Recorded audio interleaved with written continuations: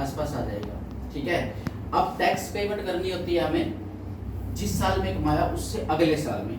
ठीक है, अब अगले साल में दिक्कत क्या आएगी कि मान लो ये 12 लाख रुपए पूरे साल का कमा रहा है, तो मंथली तो 1 लाख हुआ और टैक्स देना पड़ गया 1,80,000 रुपए। और हर किसी की जो सिचुएशन होती है वो ये होती है कि जो जितना कमा रहा है ना साथ के साथ उतना खर्च कर देता है। अब जब टैक्स पेमेंट करने की बारी आई तो इसके पास टैक्स नहीं होगा। ठीक है, तो गवर्नमेंट ने क्या किया कि भाई जहां से ये पैसा मिल रहा है ना उसकी ऑब्लिगेशन लगा दी कि भाई आपने इसका टैक्स काटना है। ठीक है, मान लो यहाँ पे 1 लाख रुपए महीना इसने पे करना है, मिस्टर ए ने बी को पेमेंट करनी है। अब ए की जिम्मेवारी लगा दी कि आपने इसको जो पेमेंट करनी है उसमें से कुछ टैक्स काटना है। ठीक है, वहां पे परसेंटेज डिसाइड है कि कितनी लिमिट पे कितने % टैक्स काटना है। ठीक है, अब मान लो इसने 1 लाख रुपए देने हैं बी को। ठीक है, अब ये क्या करता है, बी को 90,000 रुपए दे देता है कैश या बैंक से। जो 10,000 रुपए इसने टैक्स काटा है वो ये जमा करा देता है गवर्नमेंट के पास। ठीक है, ऐसे यहाँ पे 10 लोग हो सकते हैं, 20 लोग हो सकते हैं, 50 लोग हो सकते हैं जिनको ए ने पेमेंट की है और उनका टैक्स काटा है।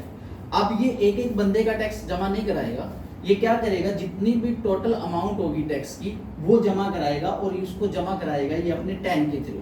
ठीक है, इनकम टैक्स के पोर्टल पे जाएगा, वहां पे लॉगिन करेगा, टैन नंबर डालेगा और अमाउंट डालेगा कि कितनी अमाउंट है, किस सेक्शन में टैक्स है। ठीक है, वहां पे सेक्शन डाल देगा कि कौन से सेक्शन की पेमेंट है और वहां पे टोटल अमाउंट डाल देगा और गवर्नमेंट के पास जमा करा देगा।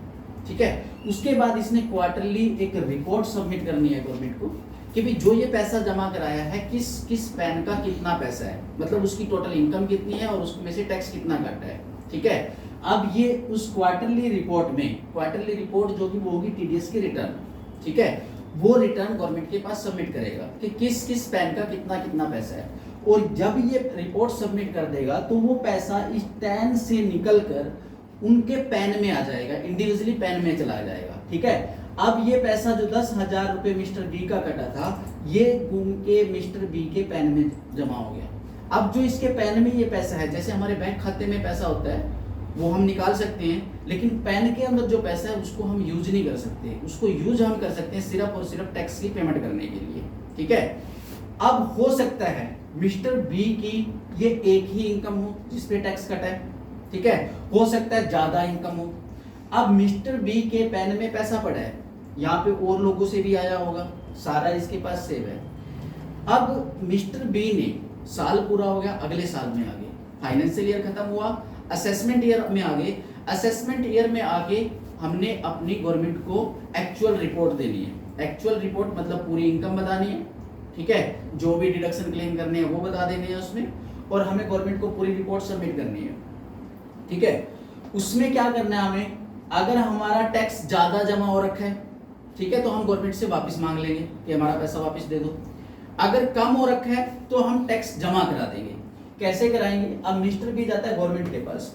ठीक है, वहां पे अपनी आईटीआर सबमिट करता है, इनकम टैक्स की रिटर्न। ठीक है, इनकम टैक्स की रिटर्न फाइल करते टाइम 2 केस हो सकते हैं, या तो उसका टैक्स ज्यादा जमा हो रखा होगा या उसका टैक्स कम पड़ रहा होगा। ठीक है, अगर उसका टैक्स कम पड़ रहा है तो वो सेल्फ असेसमेंट टैक्स, मतलब उसने खुद से अपनी इनकम का असेस किया और सेल्फ असेसमेंट, खुद से असेसमेंट करके जो टैक्स बनता था वो टैक्स जमा करा दिया और अपनी रिटर्न सबमिट कर दी। ठीक है, दूसरा केस ये हो सकता है कि टैक्स ज्यादा जमा करा दिया लेकिन एक्चुअल बेस पे इनकम टैक्स कम बन रहा है। ठीक है, फिर ये अपनी आईटीआर में बता, इनकम तो सारी बता ही रहा है, इनकम बता रहा है, डिडक्शन बता रहा है, साथ में अपना बैंक अकाउंट भी दे रहा है, तो ये गवर्नमेंट से वापस मांग लेगा पैसा, मतलब अपना इनकम टैक्स रिफंड का क्लेम कर लेगा। ठीक है, उससे क्या होगा, ये पैसा इसके बैंक अकाउंट में आ जाएगा। ठीक है, ये है पूरा प्रोसीजर, कैसे कटा, कैसे जमा हुआ, कैसे गवर्नमेंट के पास गया, गवर्नमेंट के पास से पैन में चला गया, पैन से फिर कैसे रिफंड क्लेम कर लिया।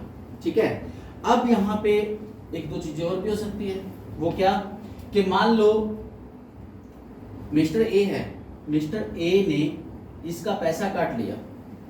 ठीक है, 10,000 रुपये काट लिया और 90,000 रुपये इसको दिया। अब मिस्टर बी ये कहेगा ना कि मेरे 1 लाख देने थे, आपने 90,000 दे थे, 10,000 रुपये कहाँ, ये कहेगा मैंने टैक्स काट लिया। अब ये भी तो कहेगा कि उसका प्रूफ दो मुझे, कि आपने जो टैक्स काटा है उसका प्रूफ तो दो मुझे, तो इसको उसका प्रूफ भी देना पड़ेगा। वो प्रूफ क्या देगा, ये देगा टीडीएस सर्टिफिकेट। ठीक है, ये इसको 10,000 रुपए का टीडीएस सर्टिफिकेट देगा। अगर ये पैसा सैलरी के केस में काटा है तो पूरे साल का एक सर्टिफिकेट देगा जिसका नाम होगा फॉर्म 16। ठीक है, अगर ये सैलरी के अलावा किसी और केस में टीडीएस कटा है तो इसको क्वार्टरली देना पड़ेगा टीडीएस सर्टिफिकेट जिसका नाम होगा फॉर्म 16A। ठीक है, तो ये टीडीएस सर्टिफिकेट देगा। अब दूसरी बात, मान लो इसने टीडीएस काट लिया लेकिन गवर्नमेंट के पास जमा नहीं कराया लेकिन लेट जमा कराया। अब इसने टैक्स काट लिया, मतलब पैसा किसी और का पैसा इसके पास रखा है, अब ये उसको यूज कर रहा है, इसने जमा कराना था टाइम पे। टाइम क्या होता है कि जिस मंथ में डिडक्ट किया उससे अगले मंथ की 7 तारीख तक ये टैक्स जमा कराना होता है। अगर 7 तारीख तक जमा करा दिया ठीक है, अगर नहीं कराया, लेट जमा करा रहे हैं तो इसके ऊपर 1.5% के रेट से इंटरेस्ट चार्ज होगा। ठीक है, अगर लेट जमा कराता है इंटरेस्ट चार्ज होगा। फिर इसने गवर्नमेंट को रिपोर्ट सबमिट करनी है, अगर ये रिपोर्ट टाइम पे सबमिट नहीं करता, ठीक है, तो इसके ऊपर 200 रुपए पर डे की लेट फीस लगेगी। ठीक है, अगर लेट टीडीएस जमा कराएगा तो गवर्नमेंट इसके ऊपर इंटरेस्ट चार्ज करेगी। अगर ये लेट फाइल करेगा टीडीएस की रिटर्न तो इसके ऊपर 200 रुपए पर डे की लेट फीस लगेगी। ठीक है, अब मिस्टर ए ने बी का पैसा काट लिया, जमा करा दिया, एक तो इसको टीडीएस सर्टिफिकेट इशू करेगा। दूसरा, अगर बी देखना चाहता है कि मेरा टीडीएस कितना कटा है, कहां से कितना कटा है, तो ये भी ऑनलाइन गवर्नमेंट के पोर्टल पे जाके लॉगिन करके अपना टैक्स स्टेटस देख सकता है। कैसे देखेगा? एक फॉर्म है फॉर्म 26AS, ये इनकम टैक्स पोर्टल पे लॉगिन करेगा और वहां पे 26AS में जाके देख सकता है कि किसने कितना टीडीएस काटा है। 26AS में इंफॉर्मेशन कब आएगी? जब ये टीडीएस की रिटर्न फाइल कर देगा। ठीक है, जब तक रिटर्न फाइल नहीं करेगा तब तो वो इसके पैन में ही पड़ा है। जब वो रिटर्न फाइल कर देगा तब 10 से निकल के पैन में आ जाएगा। जब पैन में आएगा तभी 26AS में देख पाएंगे। ठीक है, तो ये है पूरा प्रोसीजर टीडीएस का। ठीक है, इसको नोट कर लो।